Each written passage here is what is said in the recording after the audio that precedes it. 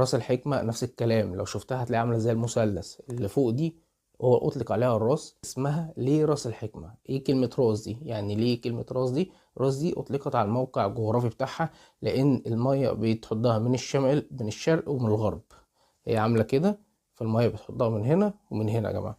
هي دي راس الحكمة. البنك المركزي خد امبارح 5 مليار دولار. السوق السوداء بعد ما كانت ب52، احنا الاول عايز اقول لك ان اول ما الصفقه دي اتمضت يا جماعه، والناس قعدت تقول ايه والارض ومش الارض وبتاع، اول ما الصفقه دي تبان ولسه مفيش دولارات وصلت، الدولار نزل من 62 60 62، نزل ل 50 يا جماعه، و52 اتهبد 10 جنيه. تمام. طيب امبارح اتضخ 5 مليار دولار في البنك، من 52 نزل 48، النهارده ضخ 5 مليار في البنك من الإمارات تاني، نزل 43.